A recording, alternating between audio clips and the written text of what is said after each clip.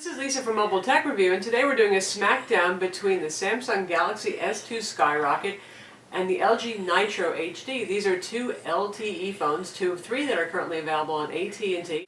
The Samsung Skyrocket and the HTC Vivid were at&t's first two LTE phones, and they came out November 6th. It sells for $249 with contract. And the Nitro is a new kid on the block, available December 4th, also for $249, with very similar specs other than display.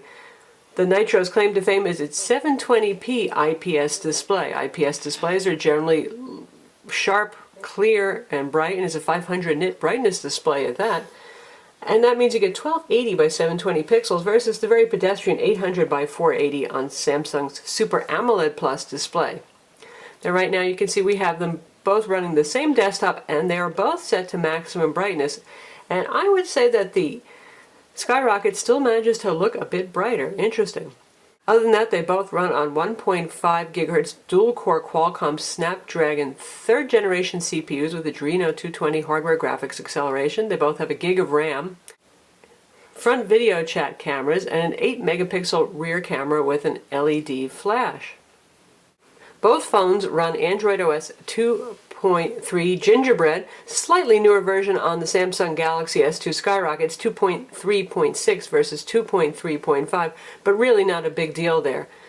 The Samsung, being a Samsung product, runs their TouchWiz UI, which really doesn't mess with the look too much anymore. We don't get any more of those cartoony icons. You can see we just have a transparent backdrop of our home wallpaper and standard looking icons and the side-to-side movement. No separation into categories, but everything is alphabetical and done page at a time. And with LG, we have their custom UI, which does give you those cartoony little backgrounds to icons. I just wish that companies would stop messing with the icons, really. One thing that is really nice, though, is you've got the standard up-down scrolling, which is what regular Gingerbread does, but you've got separate categories here, and they start you out with one just for downloads, and you can add your own, so you can get things really organized. If you're a real appaholic, that's handy, so you can separate things into your productivity, your multimedia, that kind of thing. And also, if a category is too long and you know the one you want at the bottom, you can just pinch and collapse categories, and then look at that one. A little more fancy than the Samsung. They both have application bars down here, and with the LG you can actually customize and drag things out and put whatever app you want there. Let's talk about the display in detail first, since that's really the big selling factor, or the differentiator here. 720p IPS display, Super AMOLED Plus 800 by 480 display. You know, experientially, I really don't see a huge difference when watching videos, even when reading text. Text is a little bit sharper on the LG, and you can see the gradients in some images that you might not be able to see on a lower resolution display. It's not that this is a bad display, it's actually just showing you finer resolution and greater detail, but it didn't win me over like I thought it would. As a Skyrocket owner, I thought, oh wow, I have to have the IPS display in 720p, but using them both, not so much. One thing to note is that I have used Screen Adjuster on this. That's a free utility you can get from the Android market to adjust the color bias on Super AMOLED Plus displays. They tend to be overly blue, which can be a little displeasing looking when looking at white backgrounds, web pages, things like that. So I have tweaked it just to adjust the color balance on it. Another thing with the Samsung, the auto brightness setting is just wonky. It's always too dim. On the LG, it's acceptable, it's normal. So if you're looking at these two in the store side by side, keep that in mind and check what the brightness settings are at, and just set them manually both to 50%, and then take another look at them. Also, Samsung has an additional setting which can make whites look a little bit dim here. If you go into display settings, you'll see they have an additional one for auto address screen power, and that means whenever there's something light on the screen, what it's going to do is it's going to dim the display, figuring, well, you're already looking at something pretty bright. That's also a little overkill, so something else you should adjust on the Samsung, and that's what brings them to me being nearly on par despite the lower resolution of the Samsung. And here you can see we're looking at the same photograph on both of these, and they're both set to maximum brightness right now, and some of it may have to do with ambient light conditions when one looks better than the other. But boy, the Samsung, to my eyes, is looking more pleasing, more bright, and more contrasty. That's Super AMOLED for you with those deep blacks. So even though you may see more pixel detail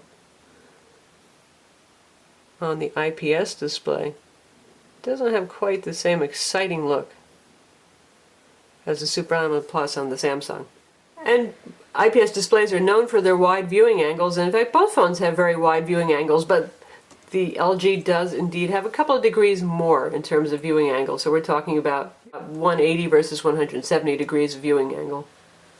Still, we do give the LG Nitro the edge for its higher resolution display. You can see finer detail if you're looking at high resolution photos, and text is a little bit sharper. So we give the win to the LG Nitro HD in the display category, even if it's not a huge win.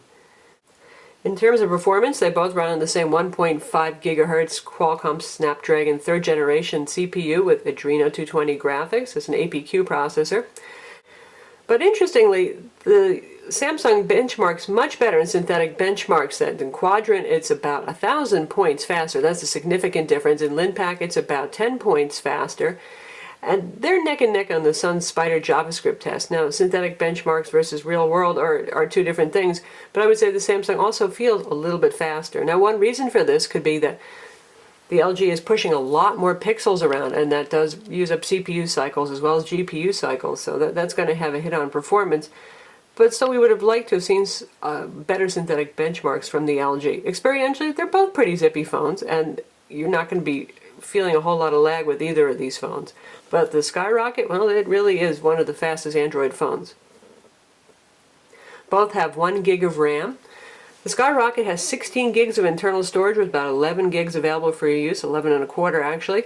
And the LG Nitro HD has only 4 gigs of internal storage with 1.86 gigs available. So a big difference in your maximum total storage there. They both have micro SD card slots. There is no card included with the Skyrocket, but as a consolation prize, since the LG Nitro does have less internal storage, you get a 16 gig card. So there's plenty to work with out of the box there, but for those of you who really like to carry a lot of music or videos around, you need to keep in mind you're always going to have 11 gigs more potentially if you're using a 32 gig micro SD card on both these devices. You're going to have more storage available with the Samsung Galaxy S2 Skyrocket. So in terms of horsepower, performance, and memory, we have to give the win again to the Samsung Galaxy S2 Skyrocket. Now, in terms of UI customizations, we already touched on that a little bit with the LG. I like the fact that you can choose the icons that are down here on the permanent launcher strip. Don't like so much the cartoony UI that you've got here. Do like the fact that you can create categories, however. So I'm going to put them pretty much at neck and neck. Now, folks' preference for software and customization, you know, that's a personal thing, but I'd say they both have something to offer. And LG actually makes a whole lot of use of the sensors on the device. They've kind of taken some of the best features from HTC and Samsung and put them together. You've got the turn over to silence the ringer feature. Actually, the Samsung has that one too. You can turn the LG over and it will mute and pause video if you're watching a video, also very handy. And it has tilting for panning and zooming and all that kind of thing. Both of these phones have that, but they had one other feature. If you're in the gallery, you can set it so that if you tap the phone on the side, it'll advance to the next picture. So here we are in gallery. We just give it a tap. You can see it's advancing and going through each picture. That's pretty cool, really. And yes, it works in landscape as well. So you can tap on that side and tap there. Both of these phones will get upgrades to Ice Cream Sandwich. That's Android 4.0 in 2012, hopefully in the early part of 2012, and that's according to at&t, the carrier, and they do have the final say on these things. In terms of cameras, they both have front video chat cameras, and both work very well in Skype, by the way. They're bundled with Quick Light, but boy, it's hard to pass up Skype because it's so ubiquitous and cross-platform. Both perform well for that very good video quality, incoming and outgoing, and both do it nicely over LTE. And the rear cameras are 8 megapixel autofocus with LED flashes. Take a look there. There's your rear cameras.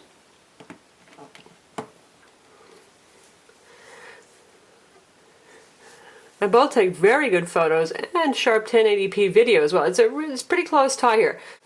The Samsung has a win, though, for better extreme low-light photography. I'm talking about being in a nearly dark room. It focuses better, and you get a brighter, sharper shot out of the Samsung. But if you're in a normal situation, an indoor, well-lit room or outdoors, then it's really very close.